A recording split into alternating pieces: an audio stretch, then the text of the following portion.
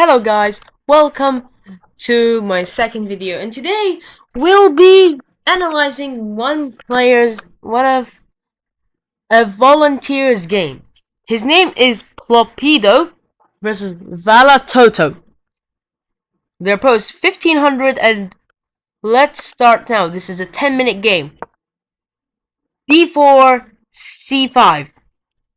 The old Benoni defense. This is a weird opening in my opinion, but it's not the worst one I've seen, really. D5, what I would recommend it is you take, really. I would take, but it's not really great, but if you know how to defend and you know your openings right, I would. But white sweat for not taking. So now, D5 and knight to F6, trying to attack the pawn and put pressure. C4, they've both been playing very great moves. Now, B5, trying to win the D pawn for the B pawn.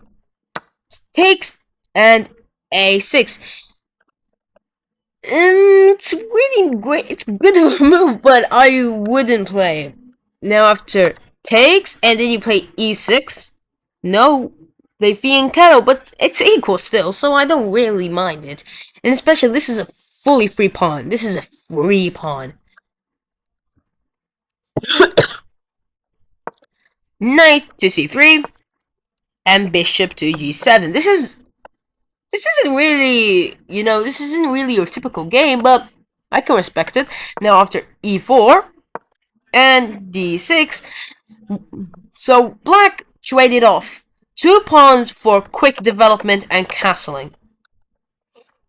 Now check, bishop takes, and no, not really what I would have played. I would not play this. I would have played with this, and I would have, even though the computer doesn't like it as much as the last move, I would still play this, so because I have now my knights developed, and I would castle, or even, I wouldn't even castle, I would just take the pawn if I really wanted to, but not really the greatest move, but still.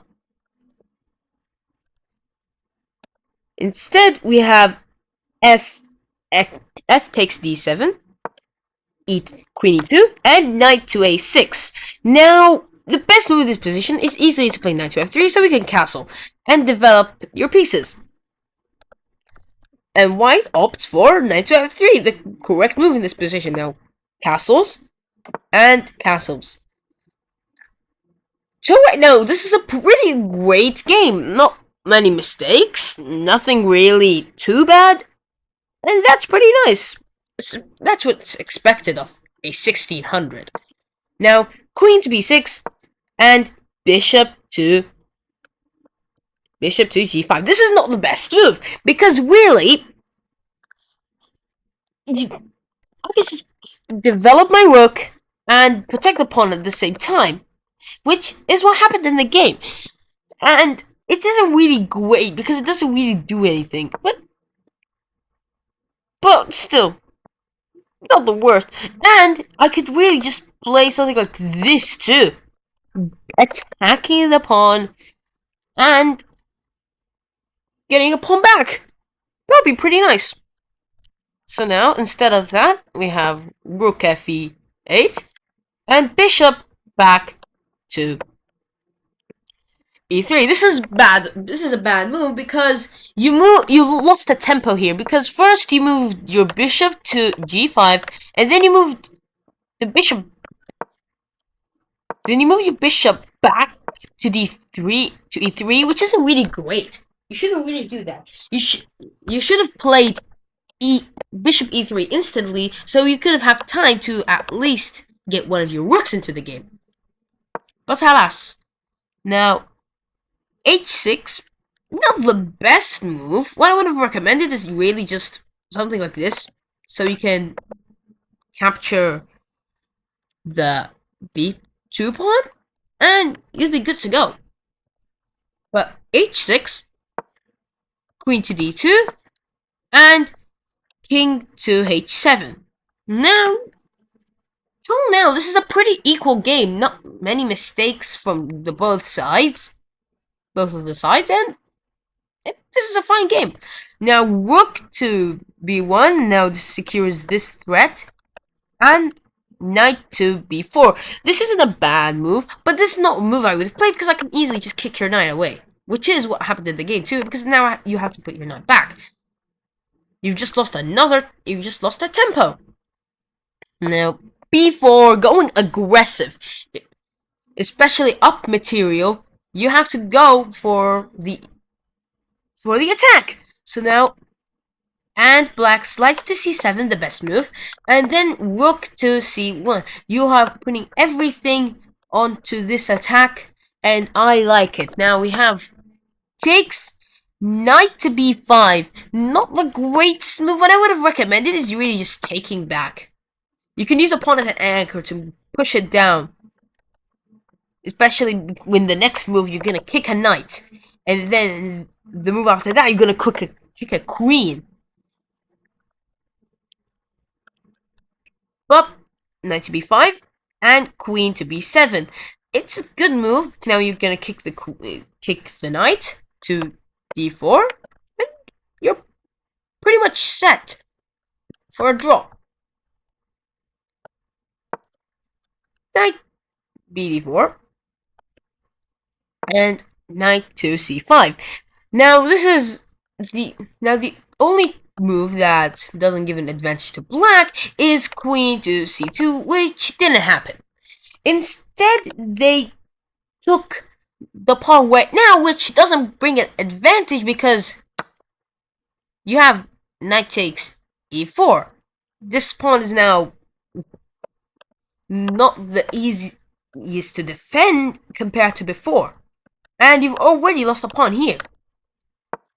So now queen to d3 and knight back to f6, its original square. Now knight to c6 and knight to c7. Knight to b5, this is just shuffling around.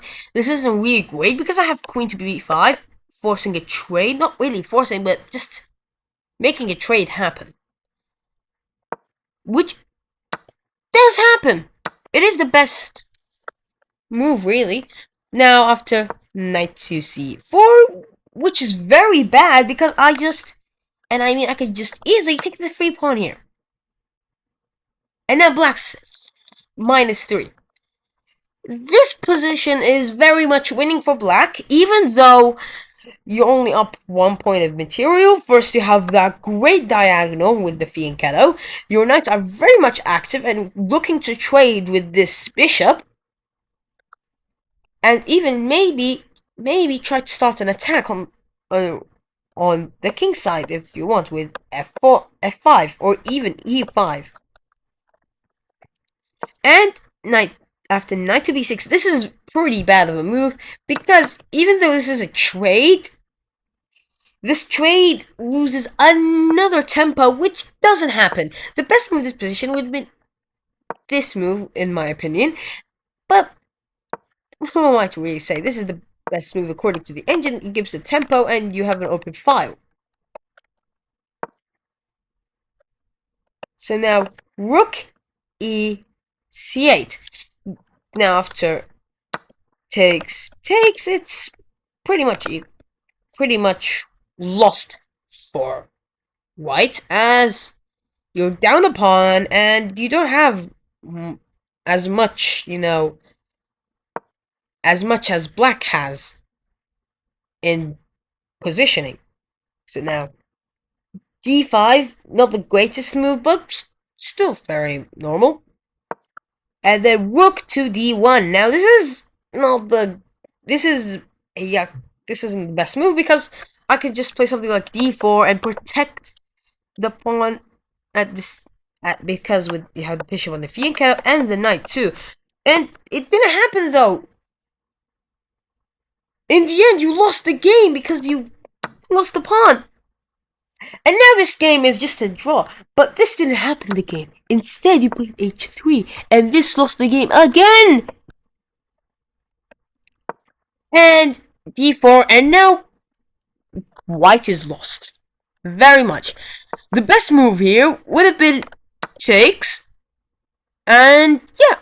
maybe knight to, and then you play something like knight to c3, attacking this for a tempo, and after rook to say rook a5, it's a draw.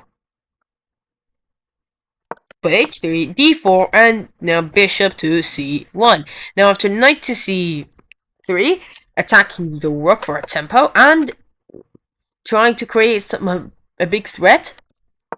Rook to e1, and now rook to b4. Not the greatest move, but still pretty nice for me.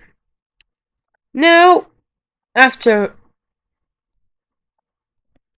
knight takes e5, bishop takes, this loses for one big reason.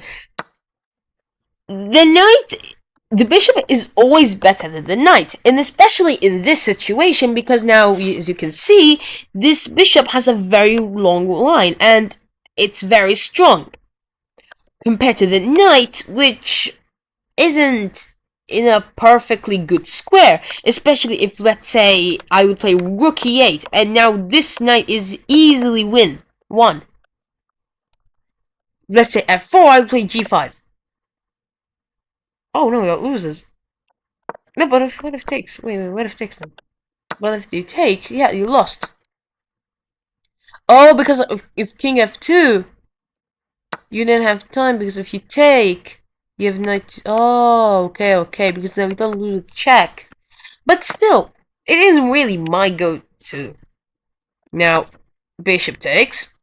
This brings it down to -8, minus 0.8. And then rook takes, and now and then rook takes pawn. Now, this is not the easiest to turn into a draw or a win. I'd rather play like something like this. Try to get a pin on the king. Bishop d2, and now check. King goes to h2. Now king to g7. Takes, and now